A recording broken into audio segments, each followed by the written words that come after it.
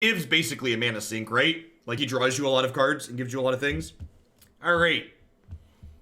Five color Fires Niv. So Fires in this case refers to Fires of Invention.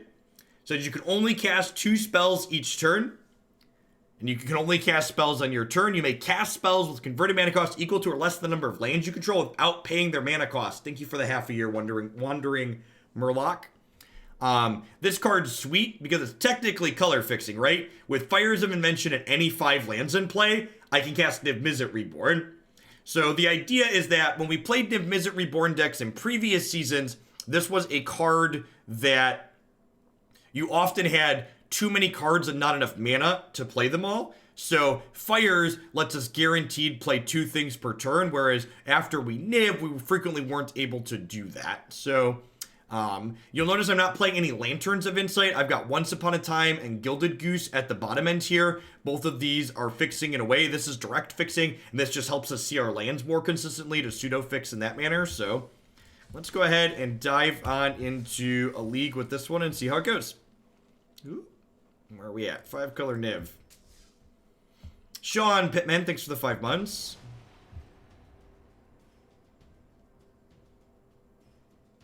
No, we don't have anything to use our mana on when we have Fires out Thunderwunk. I mean, the deck list is on your screen. You can see that.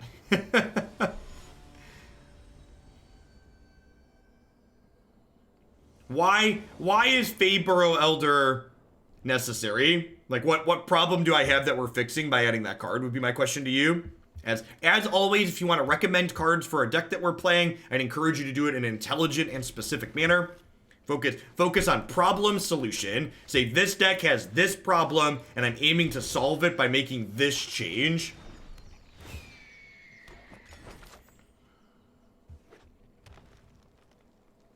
Do you have a deck list for Yarok Field? Yeah, you can always, again, you can always tell the new folks here when a new season starts. While the deck lists on the website don't get updated until I'm confident in what deck lists I like in the deck queue. So all those decks in the stream title, you can find the deck lists for them before we play them in the deck queue on my website. I'm certain you're quite charmed to meet me. Stream Decker is taking its good sweet time this morning. Little bit laggy around set release. Should be changed in a second.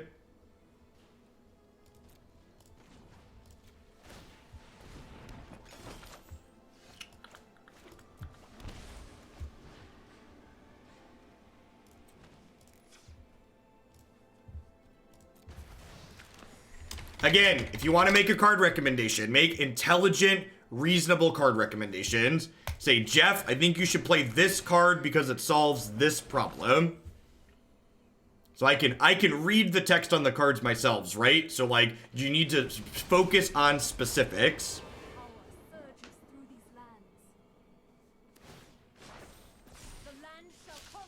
The devil is in the details. So focus on the details. Focus on the how, the what, the why. What is it doing to solve problems that we have? Surely you see the humor here.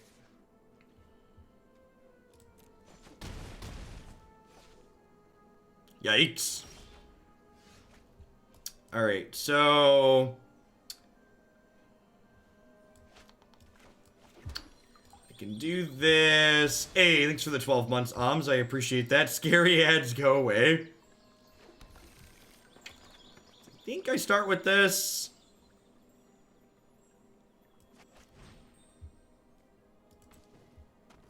So here's my hot take, and this is something you've heard me say before. The general ideas with Fires is that when I have Fires on board, it's going to be good enough that I don't need an extra mana sink in play, or at least that's the idea behind it.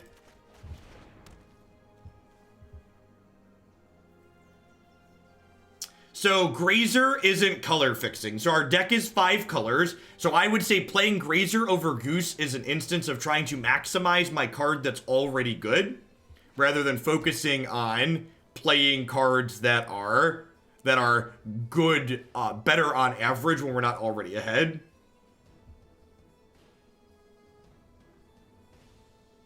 If you start with Escape for the Wilds, you could play Tolsimir afterwards for free.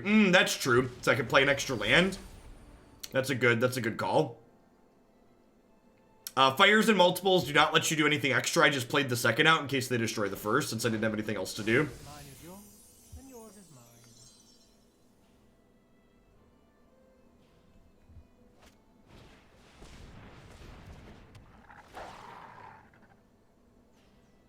Wow, that's rude.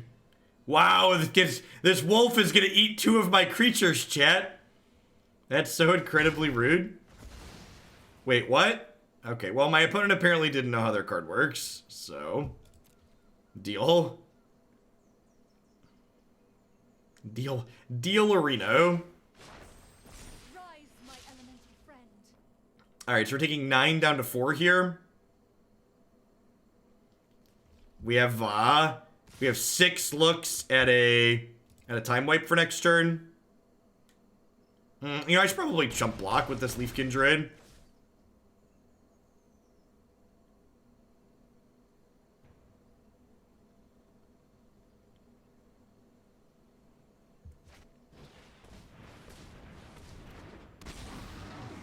That's a big boy.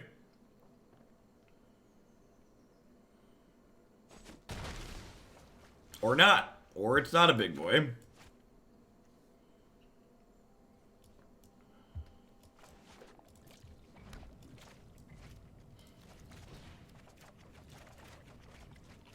Well, none of those are the droid I was looking for.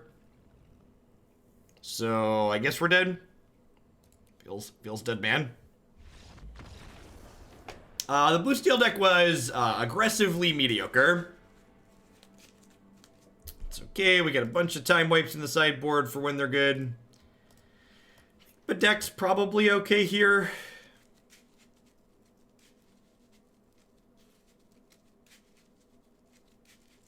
Rail's Outburst seems kind of medium.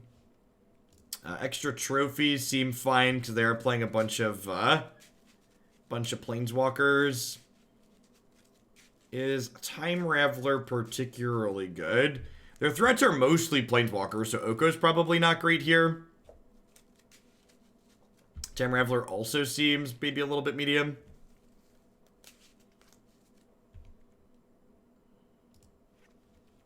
That seems fine.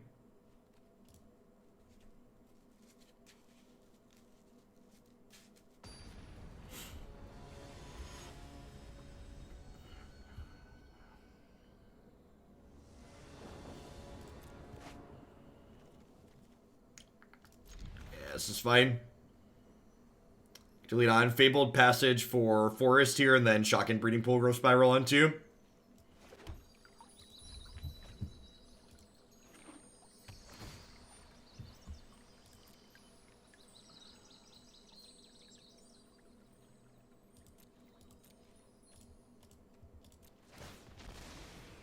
Sure, I'm aware of what the card does, Thunderwonk. That's why I put it in the deck. Could you make a discussion for why you think I should still have it in my deck in this game, in this matchup? And what cards you think I should cut? Be constructive, helpful, and specific.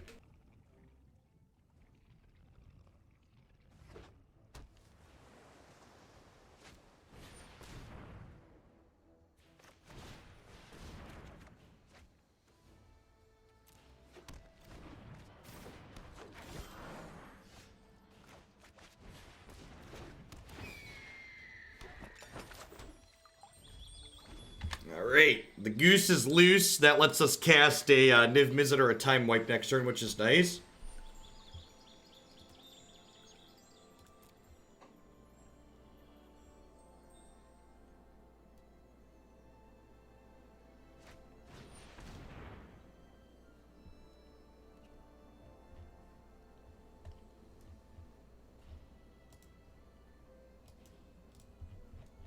Folks, I know a lot of other streamers don't keep their deck lists up to date, but I'd really appreciate it if you're going to ask questions that are literally, hey, what cards is this deck playing? That you please take 30 seconds and look at the deck list before asking. Please, please, and thank you. The deck list extension even works on mobile. Alright, take a break.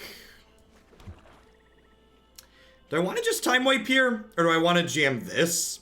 If I jam this, I can't guarantee time wipe next turn. Yeah, let's do this.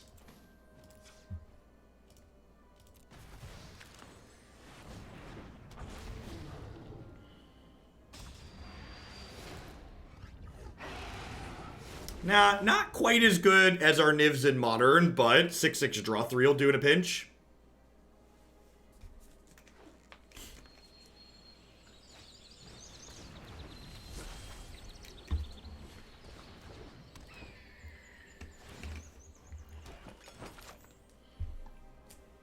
Well, our opponent's got a lot of mana. That's a sick draw.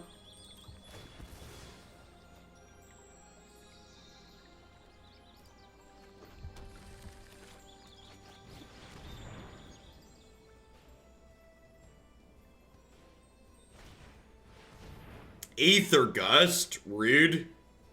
Huh.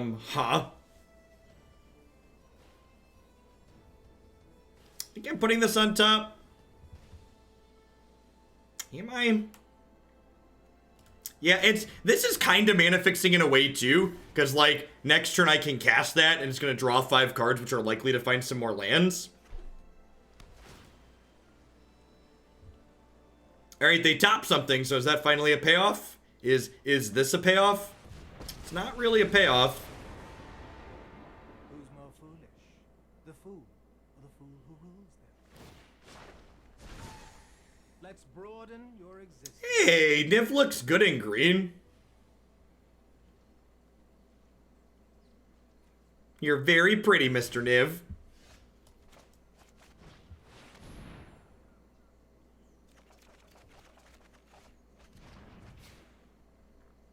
All right, so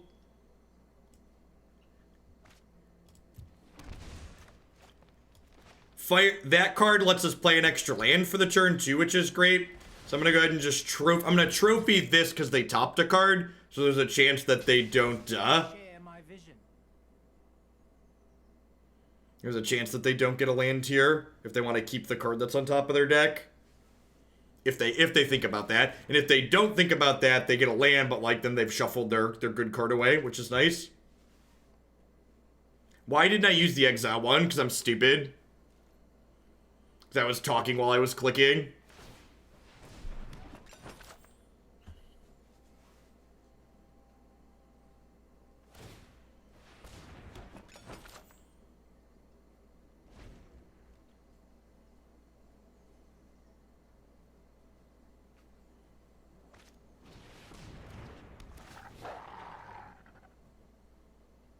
Oh, did they hold priority correctly? Looks like they did.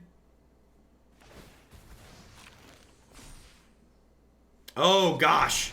That doesn't die to time wipe. That's awkward.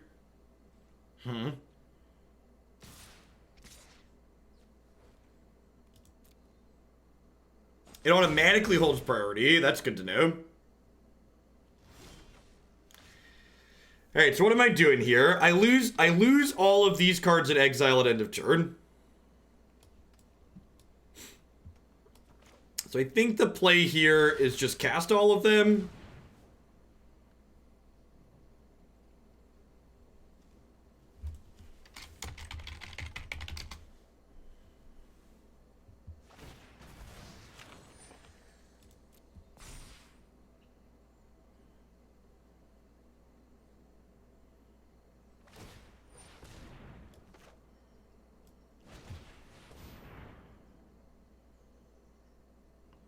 Time wipe plus trophy would kill it. How?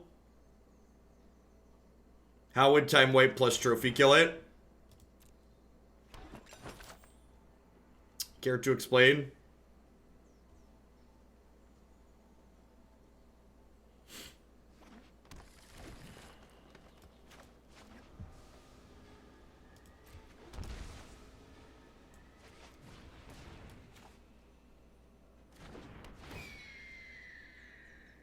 Yeah, time wipe. Time wipe is not planar cleansing.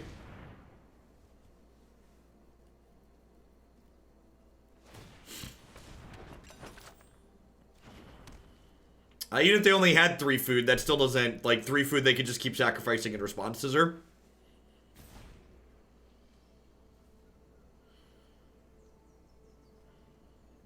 Yeah, tapping is not part of the wolf's cost.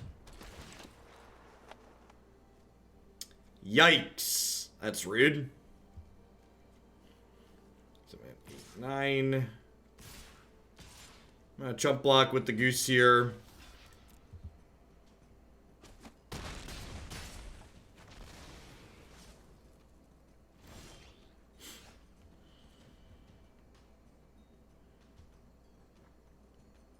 Huh? So if I time wipe, I can't Niv-Mizzet? Because I don't have triple white?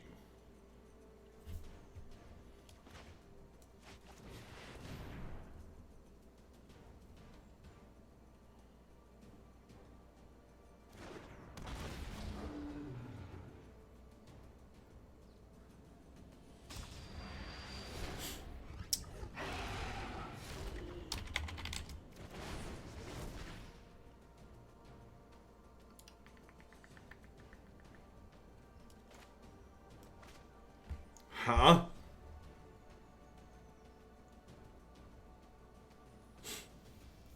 So in general, $1 is 1 point Kreyes, except when you're trying to cut things into today's stream. Cutting things into the current day's stream is more expensive because it disrupts the flow of what I'm doing. Because I'm very organized, so like all of the decks you see in the stream title, I already have deck list text files formatted, and I already have everything in my deck editor. And like cutting something new in that I don't have planned is gonna cause me to like have to do some prep work midstream. Thanks for the 2 months, Bez. I appreciate that. Happy likely impeachment from the equally chaotic UK. It's a strange time.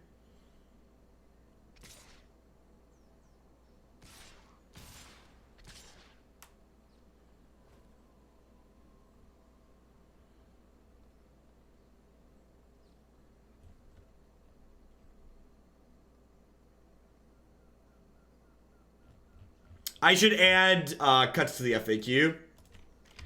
Add line cutting to FAQ on deck page.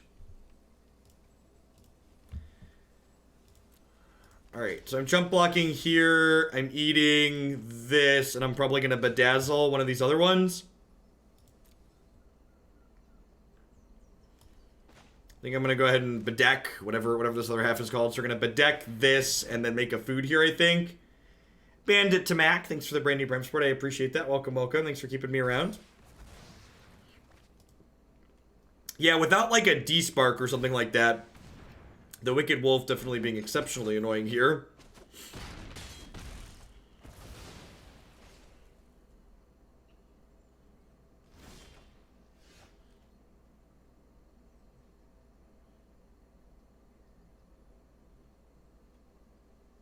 Oko's great. Oko provides a constant stream of food for your geese. And he does a lot of other things past that. He solves random problem permanents like the Wicked Wolf.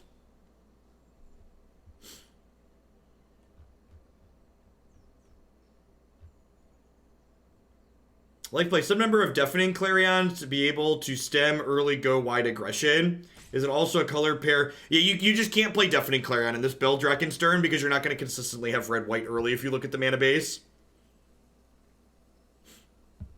If you look at our mana, consistently having red-white early is not something that we're able to do. Yeah, for people saying we could have double bedecked this, they just sacrificed 2 foods. And then it lives. I cut my Oko, right? I think I cut my Oko during sideboarding because we didn't see Wicked Wolf game 1. I think we're kind of just hosed to this card with all this food. Yeah, I'm gonna go ahead and move into the next one. Feels pretty dead here.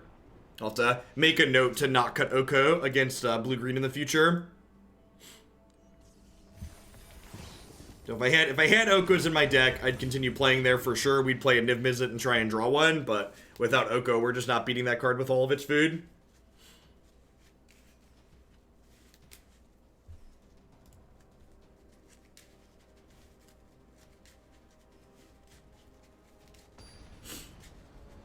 Didn't see, wasn't thinking about. Actually, Jeff, you just forgot while you're doing 6 things at once. Get out of here. Take a break.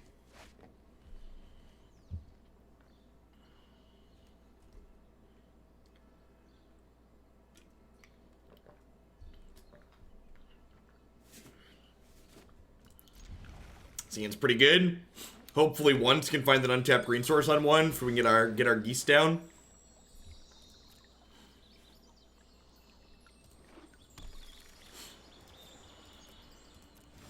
Actually, that's great. Alright, well, I mean, we don't have untapped green on one, but that's fine. We're ramping into a 5 anyways, right? Not a big deal.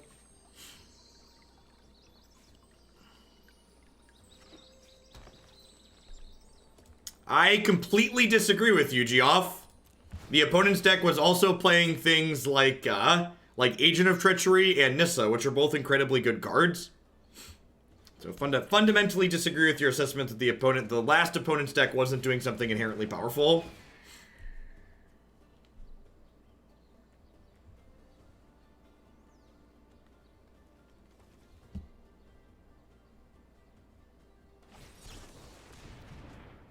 Did they just Tails End? Well, I mean, I'm glad they didn't Tails End my fetch land, I guess. I'm gonna fetch now so we don't get stifled.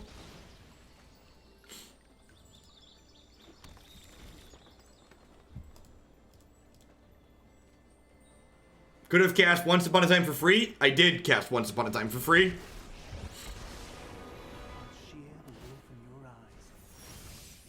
Welcome to the feast.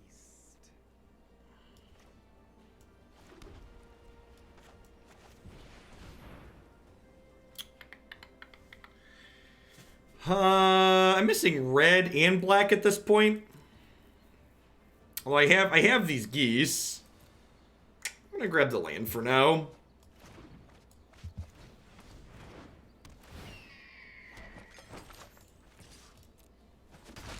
Let's let Oko know how we really feel about him.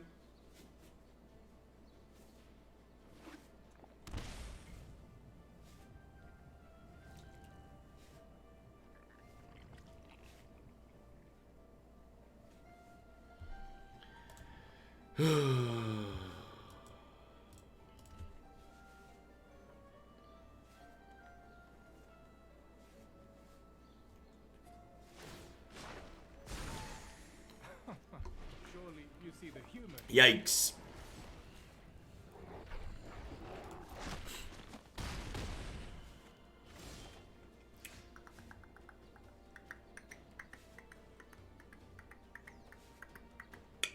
So, if I had sequenced my lands a little differently and shocked last turn, we'd have been able to Niv here, which would probably have been better.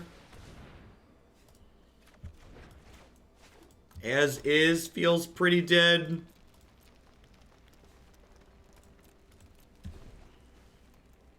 If they deploy anything else that creates pressure this turn, we're gonna have a bad time.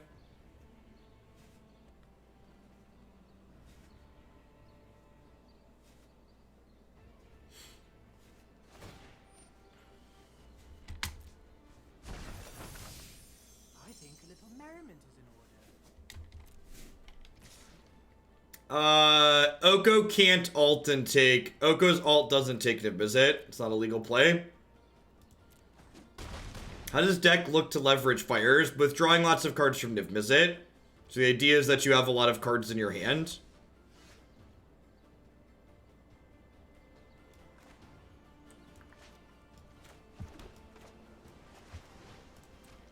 So Oko can turn him into a 3/3, and then over 2 turns eventually take him.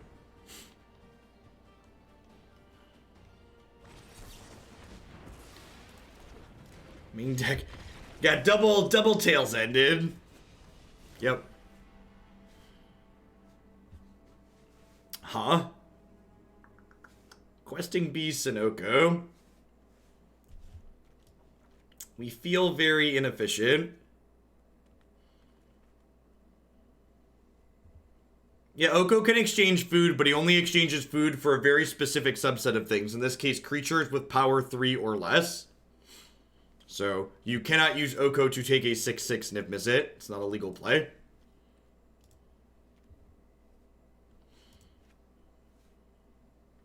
Reading is essential.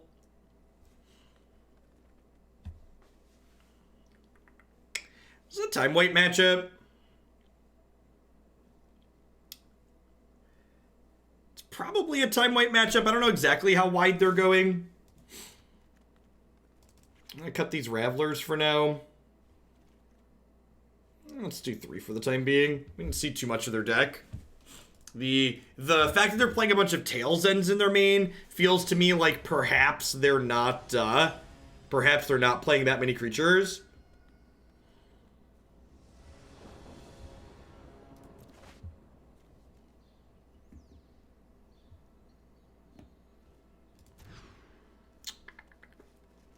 Seems pretty good.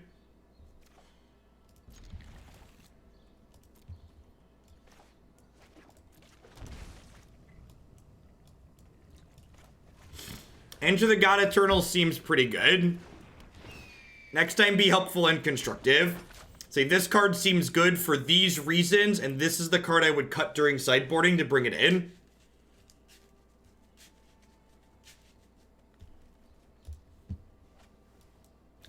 Help people understand. So when you do things like that and you just say, Jeff, you've made a bad play, or Jeff, do this other thing, you're basically telling me I'm wrong, right? And so if you're just telling me I'm wrong and not helping me understand why you think I'm wrong, you're just putting me down and you're not being helpful. So be constructive, be specific. Educate, don't put people down. Sideboarding's not just about putting in all the cards that seem good. It's about picking your best 60 out of the 75 that you submitted.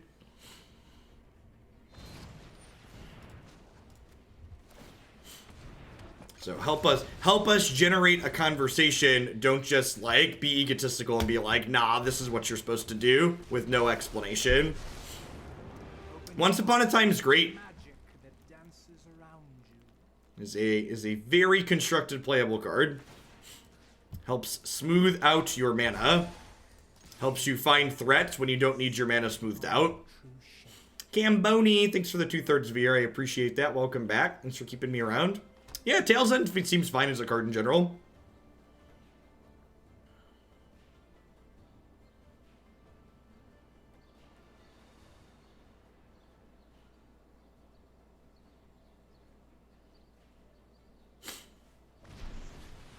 I mean, like, I don't know what you want me to say, Hacksaw. Like, the answer to your question is obviously, I think Fabled Passage is good in fast decks like that. That's why I'm playing it.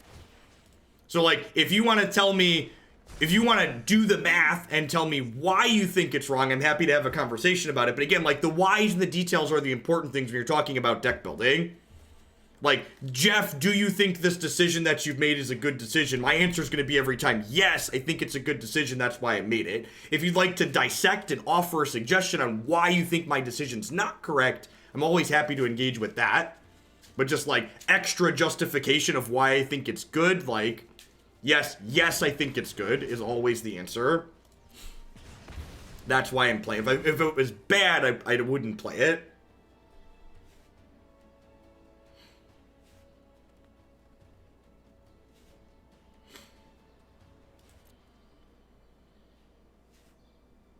An all foils build around?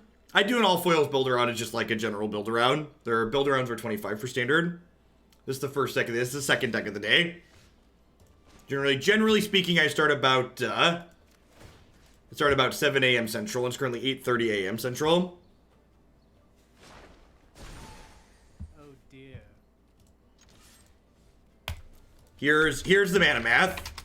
I'd encourage you to compare my mana bases to the charts on Frank Karsten's site. Oko might just kill them with these food tokens. In fact, maybe I'm just supposed to be aggressive here and just smack them for 9. It's very possible I'm just supposed to 9 them there.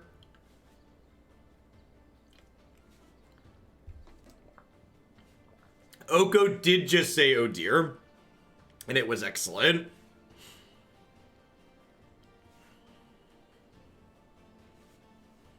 Our mana base hurting us a little bit here. Don't have any castable spells at the moment.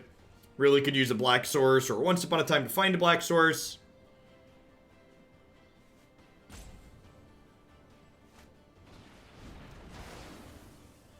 Yeah, I definitely should have attacked for 9 last turn. That was a mistake on my part. Not even just because of the removal, but also just because I like the average closing power. I think Drown in the Loch tends to be a lot worse than Tyrant Scorn in a lot of situations in Standard, in large part due to the fact that a 2-mana removal spell, in a 2-mana removal spell, you want it to be a removal spell on 2, and Drown in the Loch in Standard is frequently not going to be a removal spell on 2, which I think makes it not good enough in most instances.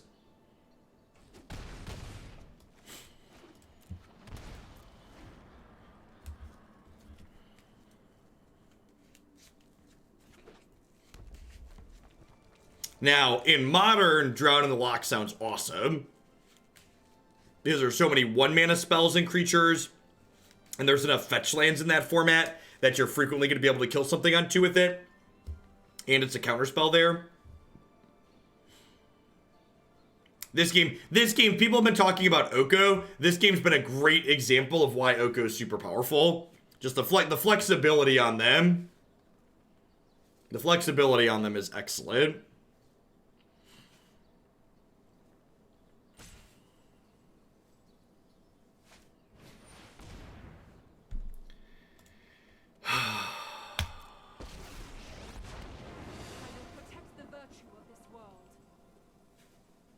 It's too early in the morning for me to argue with people I've already answered. Take a break.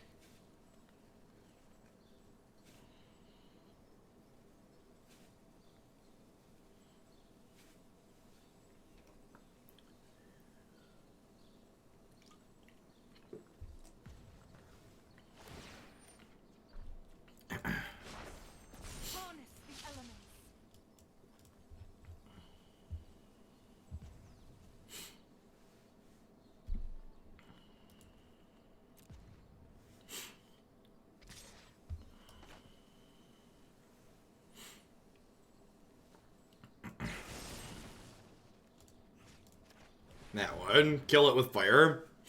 And if Oko lives here, he's going to get to make a third 3/3 next turn, and I have a trophy.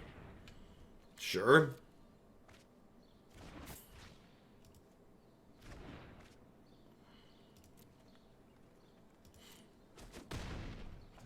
You're a tricksy one. So, they're currently dead on board. Oko just like single-handedly grabbing this game and like riding them down. Your new look is enchanting.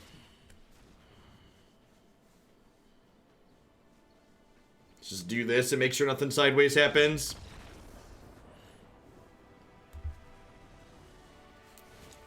Is Root Snare still standard legal? I feel like Root Snare is probably still standard legal. Alright, so if they are playing Nissa, do I want my last time wipe? They have Giants too. Yeah, the overlay's not been updated for new cards. Maybe I want these Bedecks. Maybe. Is that something I want?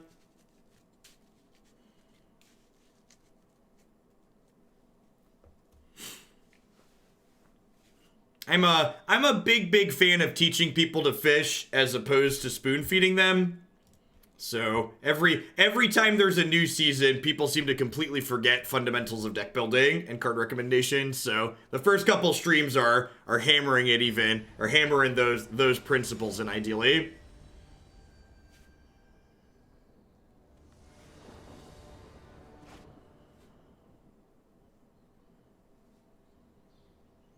Yeah, it seems fine.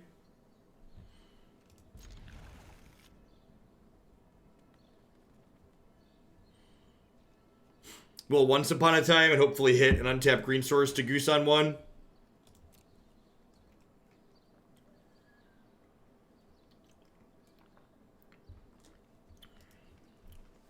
You can always find all of the upcoming decks that we're going to be playing on stream in the deck queue. Like all those decks in the stream title, if you want to see what those deck lists contain before we play them today, you can find them linked in the deck queue on my website.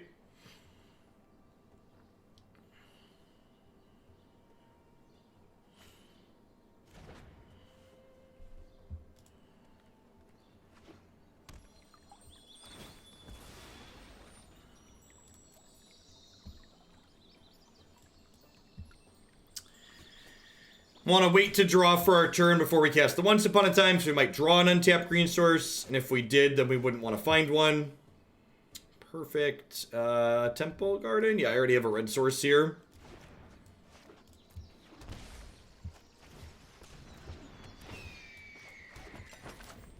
We played Great Henge with Rotting Registry. We've not, but that's going to be the third deck today. Third deck is Black-Green Henge. Happy new standard, Squid Squad. Happy Friday. Welcome to the weekend. I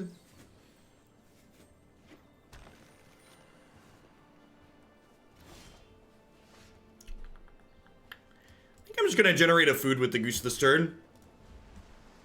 Rather than play my tapped land. I could go either way there. Using my mana this turn's appealing.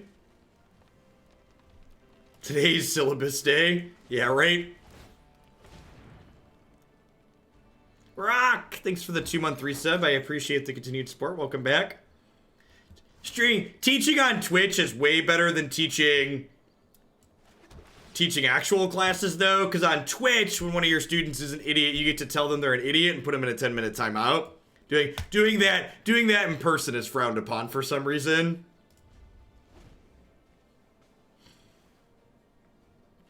Llama! Well, thanks for the 2 months of support. I appreciate you keeping me around so I can make that consistent content. Alright, let's kill this one with fire, huh?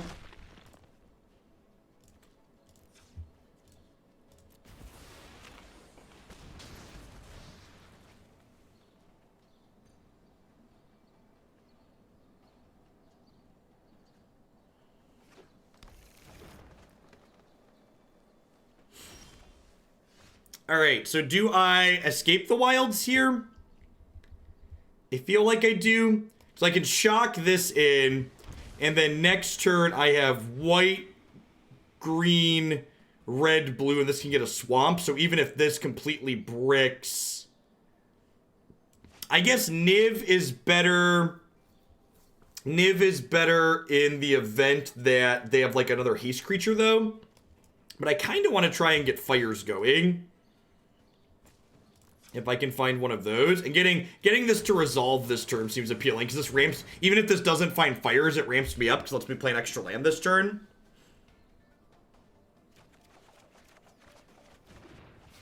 That's phenomenal. So... And by phenomenal, I mean there's a lot of lands here. But that's okay. It's still a... Those are lands we're not drawing, right? So next turn we can play this Niv-Mizzet plus another land from over there. It was still a 5-mana draw 3. It was 5-mana draw 3 plus play an extra land. I don't know if this is the best. I'd be surprised if this is the best shell for this, but I think this card is excellent in general in this game, in this format.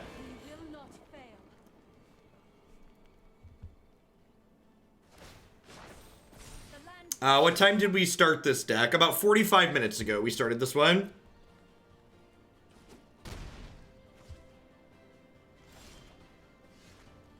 That's a Fires of Invention, yep.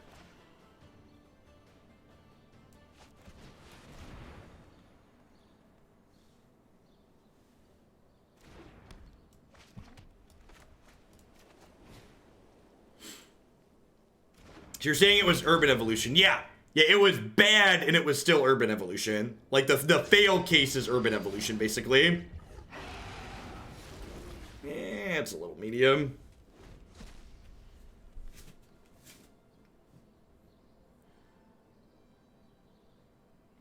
Doom Foretold, one of the big things I want to hammer home for people who are new is there's no substitute for experience in Magic. There's too many variables, there's too many things going on.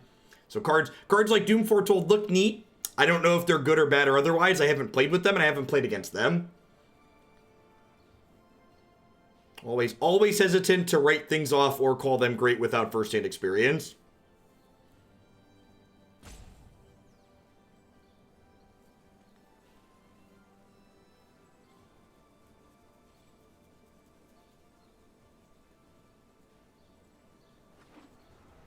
Is Vantress the blue castle? Blue castle alongside fire sounds neat. Gives you something to scry with every turn. Wonder if we're going to see an X spell here. So they have 2, 4, 6, 8, 10, 12, 13, 14. You can see like a 12-12 Hydra here. I don't have a good answer to a 12-12 Hydra, chat. Our Niv wasn't particularly great.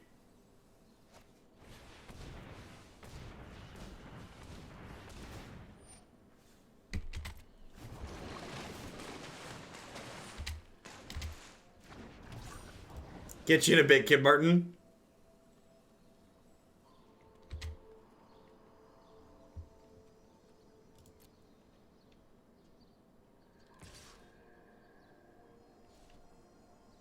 I was like, I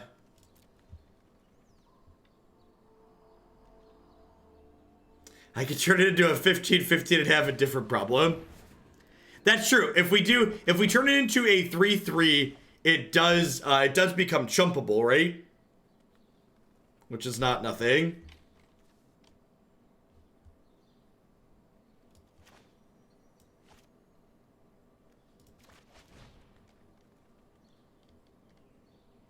Yeah, it keeps the counters, but it loses flying trample.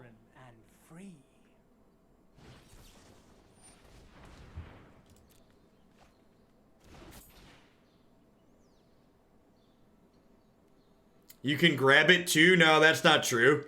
That's not what this card says. That is not the text box of Oko. That might be the text box you want Oko to have, but it's not the text box he actually has. I am missing some notifications, Ozzy. Welcome back.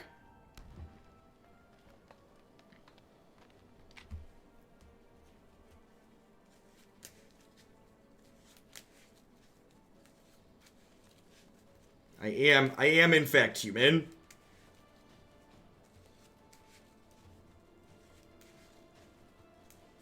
Listen, if Magic players could read cards, I would never win matches, so God bless.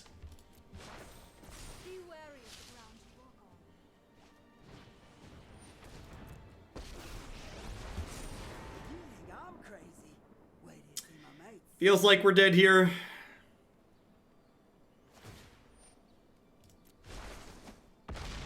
No more getting pushed around.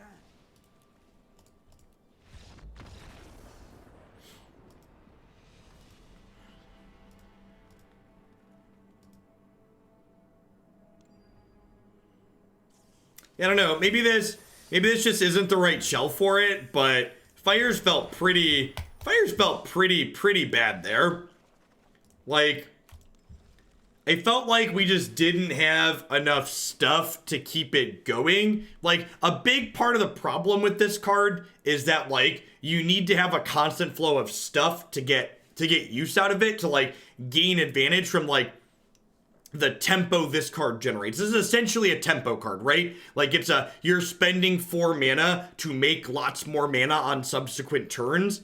And I'm not sure that just Niv-Mizzet and Escape the Wilds was enough to feed it and, like, keep it going. And the other part of the question is, too, the big question that surrounds, like, can this card be competitive? If you look at the other ramp decks in the format, like, is what Fires is doing, is it better than just playing Gilded Goose plus Nissa, would be the big question in my mind. Like, is the extra mana this is generating better than the extra mana that you would get from just playing a good ramp deck, right?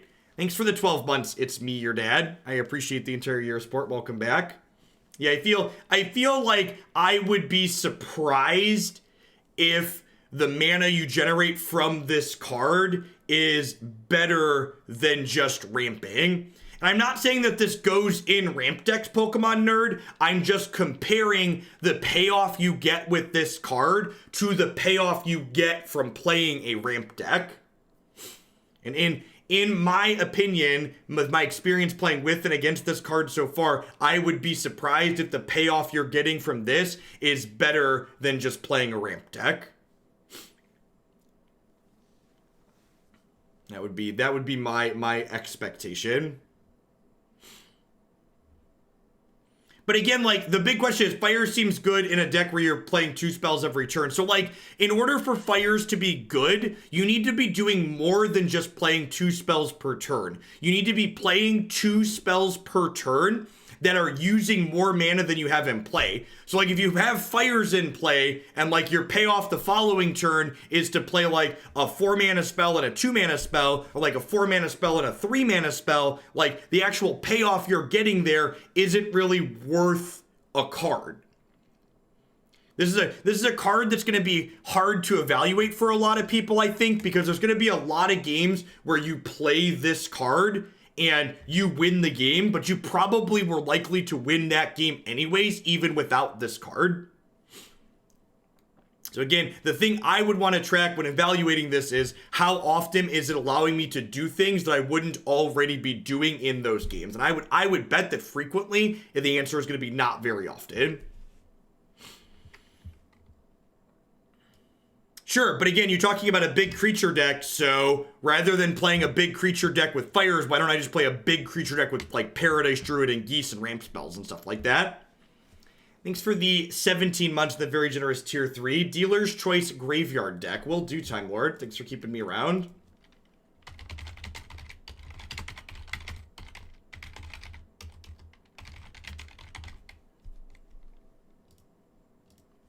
I would be surprised if there's a payoff for Fires in the format.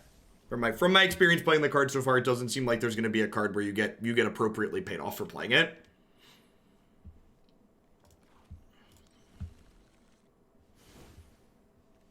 All right, I spent last night updating Yarak Field.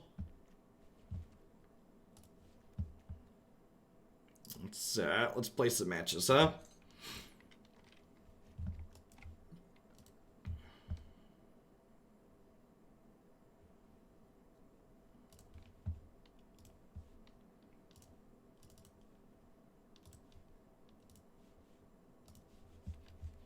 Sure, people keep talking about Drawn from Dreams. Again, the question is going to be how often. And here's the other thing that a lot of people aren't considering. Sure, you could put a bunch of really expensive clunky card in your Fires deck to, like, get paid off with Fires, but now how many 4, 5, and 6 mana spells are in your deck to get paid off with Fires that you're then not going to, you're going to draw those and just die too often against aggressive decks?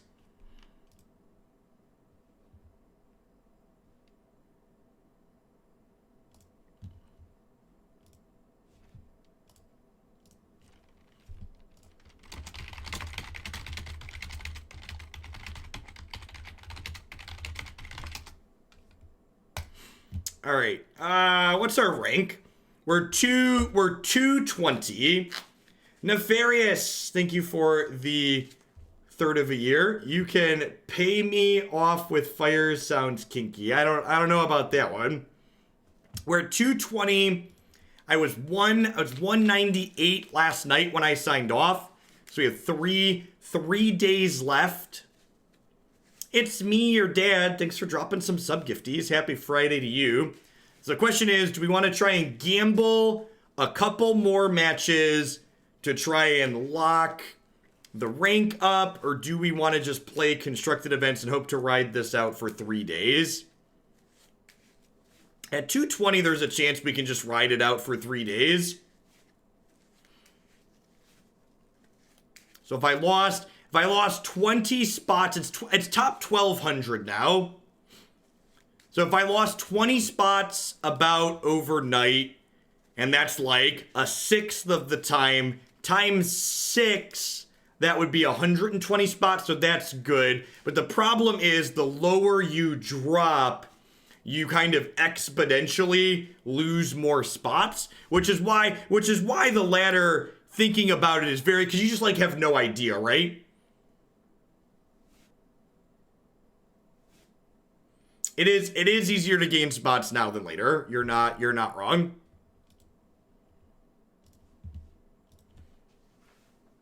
We have a cushion now. If we lose, we could try and streak back up later. The problem is I can't play on Sunday. So like I have today and tomorrow to play. I guess we no, we don't have Monday to play either really, right? Because Monday is when it resets. It resets like midway Monday.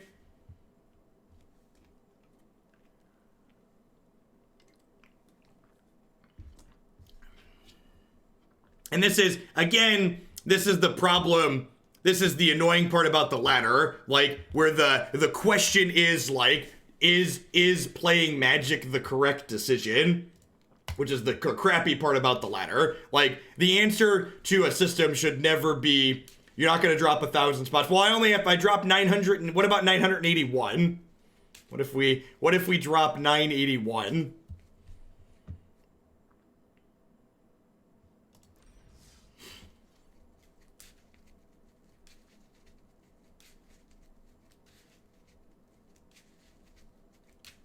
Exponentially. That's not true. If it doubles every 12 hours, say, so that would be like 40 plus 80 plus 160 plus 320.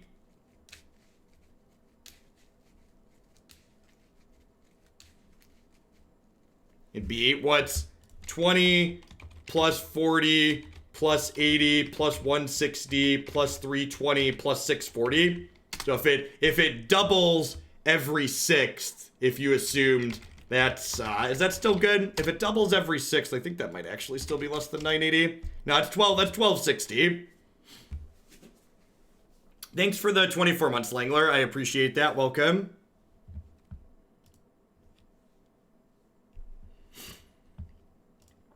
Yeah, if it was weighted against the amount of games you play, that would be interesting.